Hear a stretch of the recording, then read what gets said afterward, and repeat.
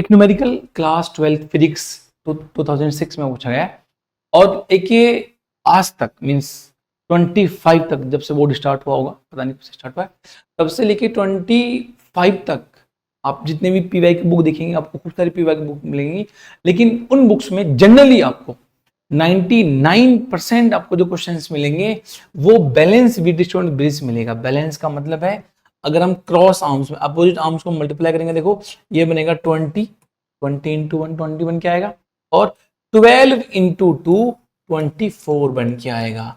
ज्यादातर केस में या 99% केस में ये दोनों वैल्यू इक्वल होती हैं, बट सीबीएसई में ये क्वेश्चन 26 में पूछा गया जो कि अनबैलेंस कंडीशन के साथ पूछा गया, और हमसे पूछा गया है find out the current in the middle branch. और मिडिल ब्रांच कौन सी है, देखो हमसे पूछा गया है determine the current in the 3 ओम। इसमें आपको बताना है कि आई कितना फ्लो करेगा। अगर आपके पास कंडीशन बैलेंस बन के आती तो जीरो आंसर होता, ठीक है, लेकिन अनबैलेंस है तो चेक करेंगे सॉल्व कैसे करते हैं। जनरली अनबैलेंस को हम 3 इक्वेशन बना के सॉल्व करते हैं। देखो ऐसे, देखो हम इसे नाम लिख लेंगे, ये सेम सर्किट है, इसको ये माइनस प्लस लिख लेते हैं, ठीक है। हमने इस नोड का नाम लिख लिया ए, ये पूरा ए बन गया, इसका नाम हमने लिख लिया बी, फिर ये बन गया बी, ये बन गया बी। अब आपकी चॉइस है बी, आप चाहो तो इसको सी लिख लो, इसको डी लिख लेते हैं, ऐसे लिख लिया हमने, ठीक है। हमें लूप बनाने में, हम लूप बनाएंगे तो हम नेमिंग बहुत अच्छे से कर पाएंगे। देखो हम यहां से करते हैं स्टार्ट एक बार। अगर सपोज करो यहां से करंट आई फ्लो करेगा, ठीक है जी, इस पॉइंट पे जाके ब्रेक करेगा, डिवाइड करेगा। हमने मान लिया यहां पे फ्लो करके जा रहा है I1 और इधर फ्लो करके जा रहा है I2, ठीक है जी। जितने कम से कम वेरिएबल रखेंगे उतना ज्यादा बेनिफिट होता है, उतनी कम इक्वेशंस माननी पड़ेंगी। अब देखो इसको छोड़ देते हैं अभी। अब जैसे ही ये सी पे पहुंचेगा I1, अब ये ब्रेक करेगा, कुछ करंट 3 में जाएगा, कुछ करंट 2 में जाएगा, वी डोंट नो कितना जाएगा। नाम रख लें, इस 3 के लिए हम नाम रख लेते हैं, इसमें I3 फ्लो करेगा, और हमें I3 बताना है। जब आप देखोगे सी पे, देखोगे देखो सी पे यहां से बन के आ रहा है I1 करंट, इधर पास कर रहा है I3 करंट, ठीक है जी। अब आप देखो जब ऐसे पास कर रहा है तो बाकी जो रिमेनिंग करंट है वो आगे पास करेगा, और इसकी वैल्यू बन के आएगी I1 minus I3, I1 minus I3। This is first law, जिसको हम KCL कहते हैं, फर्स्ट लॉ जिसको हम KCL कहते हैं। I1 देखो, I1 ऐसे जा रहा है, I1 में से कुछ ब्रेक हो गया, बाकी बचा हुआ आगे चला गया, इसको बोलेंगे हम यहाँ पे, ये पास करके जाएगा I1 माइनस I3, ठीक है जी। अब एक बार आप डी को ध्यान से देखो, जब डी को देखेंगे ध्यान से तो आपको दिख रहा है सर डी में जो वैल्यू आपको दिख रही है कि सर एक तरफ से इस ब्रांच से I2 फ्लो करके आ रहा है, ठीक, और ऊपर वाली ब्रांच से I3 है, ये दोनों ऐड होके डी से बी की तरफ जाएंगे, ठीक है सर। देखो भाई यहां से आ रहा है I2, यहां से आ रहा है I3, तो यहां पास करके जाएगा ये I2 प्लस I3, इतना समझना है यहाँ के पास। अब आपको लूप बनाने 3, आपको 3 लूप बनाएंगे, क्यों, क्योंकि सर I1 I2 I3 हमने 3 करंट मान रखे और हमें I3 निकालना है। परफेक्ट, इतना समझ में है। तो देखो लूप बनाते हैं। हम सबसे पहले 2 लूप बनाएंगे, पहले साइन लिख लेंगे, देखो यहां से एंटर करेगा प्लस माइनस, एक बार कलर चेंज करते हैं इसका, हम एक बार देखो प्लस माइनस, ये बन गया प्लस माइनस, ये प्लस ये माइनस, ऊपर से आएगा नीचे की तरफ तो प्लस ये माइनस करंट, और करंट यहां से प्लस माइनस, ठीक है जी। आपके सारे साइन हो गए। अब आप लूप मानेंगे, देखो पहला लूप मान लेते हैं हम ए सी डी ए, ये आपका फर्स्ट लूप है। हम ए से सी जाएंगे, सी से डी जाएंगे, डी से वापस ए पे जाएंगे, ठीक है। देखो जब ए से सी जाएंगे तो एंट्री साइन पॉजिटिव, तो हम इसको लिखेंगे यहाँ पे प्लस के 20I1। देखो अब हम सी से डी की तरफ आएंगे तो एंट्री साइन क्या है, प्लस। आप चाहो तो एग्जिट साइन भी ले सकते हो, लेकिन अगर आपने एंट्री साइन से स्टार्टिंग करी है, आपको पूरे क्वेश्चन में सारी इक्वेशंस में एंट्री साइन ही लेना है, ठीक है जी। अब वैल्यू बनेगी हमारे पास में यहाँ पे प्लस 3I3, ठीक है जी। हमने फर्स्ट यहां लिखा, सेकेंड यहां लिखा। अब हम जब डी से ए की तरफ जाएंगे तो एंट्री साइन है नेगेटिव, नेगेटिव पुट कर लेंगे,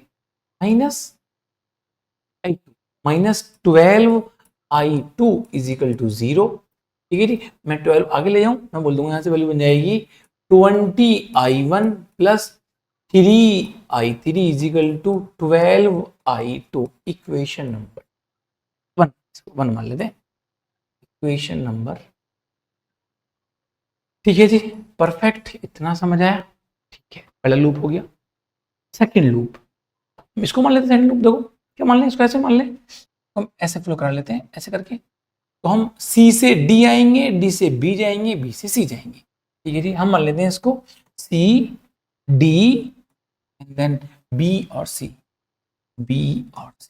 ठीक है, देखो हम जो C से D आएंगे, सेम बात वही है कि एंटी साइन पॉजिटिव, तो प्लस के 3 इंटू i3, ये बन जाएगा प्लस के 3i3। ठीक है जी, जो हम D से B की तरफ जाएंगे, anti sine positive, positive 1 into लिखेंगे, positive 1 into i2 plus i3, ये ध्यान देना है।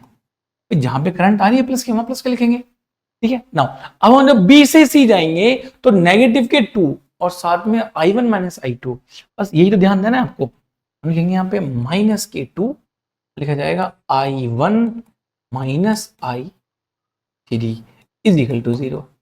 दोनों लूप्स में तो कोई वोल्टेज है ही नहीं, बिल्कुल सही बात है। अगर वोल्टेज नहीं है तो आप आई नहीं फाइंड आउट कर सकते। इसका मतलब हमें थर्ड लूप वो मानना पड़ेगा जहां पे आपको वोल्टेज भी कंसीडर आए, आपके लूप में वोल्टेज भी आए। पहले एक बार लिख लें तो मानेंगे, देखो ये बनेगा 3i3, ये बनेगा 2i2 और ये बन गया 3, ये बन गया 3 4 और ये बनेगा 6, तो बन गया हमारे पास में 6i3। ठीक है जी, i2 चेक करें, देखो i2 प्लस के बन गया i2, डन। और इसके बाद में कितना बचा i1, की वैल्यू माइनस के 2i1, क्या है, हाँ जी माइनस के 2i1 is equal to 0, equation number 2। इतना कह सकते हैं जी।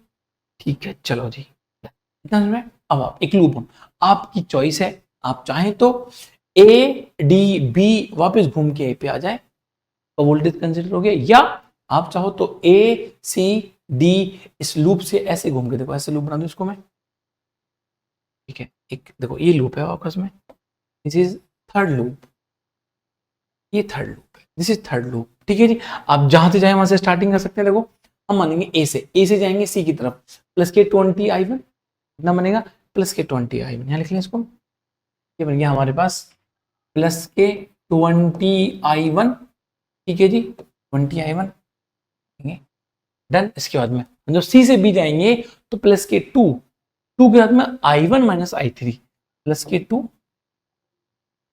2 i1 minus i3 and then अब आएंगे यहाँ पे, अब घूम के ऐसे आएंगे हम तो माइनस के 6, क्योंकि हमने सारे एलिमेंट्स के लिए एंटी साइन लिया है। ठीक है, ये बनेगा माइनस के 6 इज इक्वल टू 0। तो आगे लेके जाओ, वैल्यू बनी आपके पास में 20i1 प्लस 2i1, ये बनेगा माइनस के 2i3 इज इक्वल टू 6। ठीक है जी, ये बन गया 22i1 माइनस के 2i3 is equal to 6, equation number 3 बनी। हमें बताना क्या है, हमें फाइंड आउट क्या करना है, हमें फाइंड आउट करना है i3। अब हमारा मेन मोटिव ये होना चाहिए कि हम i3 को फाइंड आउट करने के लिए हम अपनी इक्वेशंस में को जो भी इक्वेशंस गिवन है उसमें i3 की वैल्यू चेक करें, या हम i1 i2 को एलिमिनेट करें और i3 तक इक्वेशन लेके जाएं। अब आप देखो एक बार, अगर सपोज करो मैं यहाँ पे i1 पुट करूं, सिर्फ केवल मैं i1 की वैल्यू पुट करूं, तो क्या मैं यहां से इसको i3 निकाल सकता हूं, निकाल सकते हैं। अब आप एक बार ये देखो भाई, अगर आप ध्यान देखो ना, अगर ये इक्वेशन आपके पास में बन के आ रही है i1 i3 में, तो मैं इन दोनों इक्वेशंस को कुछ ऐसा करूं कि ये i1 i3 में बचे बस आपके पास में। भाई आपके पास में देखो ये i1 i3, we can do anything, हम कुछ भी करें यहाँ पे कि ये इक्वेशंस i1 i3 में बचे हैं। इसका मतलब मैं एक इक्वेशन से i2 उठा के यहां रख दूं, या मैं i2 उठा के यहां रख दूं, सिंपल i1 i3 में बचेगी इक्वेशन। एक बार देखो, मैं बोलूं यहां से कि जो i2 है वो आगे जाएगा, ये बन जाएगा 2i1 माइनस के 6i3। अगर मैं इस इक्वेशन को इक्वेशन नंबर 1 में यहां रख देता हूं, ध्यान से देखो एक बार। ठीक है, अगर मैंने इस i2 को मैंने यहां दिया तो ये इक्वेशन नंबर 1 आपकी I1 और I3 में कन्वर्ट हो जाएगी, वो आपको चाहिए। ठीक है जी, देखो पहली में इक्वेशन 20I1 प्लस ये बना हमारे पास में 20, इक्वेशन नंबर 1 हमारे पास थी, इक्वेशन 1 हमें इधर की थी 20I1, ये तो था हमारे पास में, it is 20I1 plus 3I3 ये हमारे पास में, plus 3I3 is equal to, और हमें देखा यहाँ पे 12I2 इस 12I2। ठीक है, अब मैं I2 यहां से निकाल, देखो I2 पुट करूंगा यहां से, I2 2I1 माइनस 6I3 ये बनेगा हमारे पास में, हम कर लेते हैं 20I1 plus 3I3 is equal to 12, और ये वैल्यू पुट करते हैं 2I1 minus 6I3, 2I1 minus 6I3। हमने क्या करा, हमने जस्ट इक्वेशन को देखो I1 I3 में कन्वर्ट कर लिया। बेनिफिट क्या हुआ, इक्वेशन 3 में ऑलरेडी I1 I3 था, हम सॉल्व कर सकते हैं टू वेरिएबल से। देखो ये बन के आ गया जी, ओपन कर लें इसके बाद। ठीक है, ये बनेगा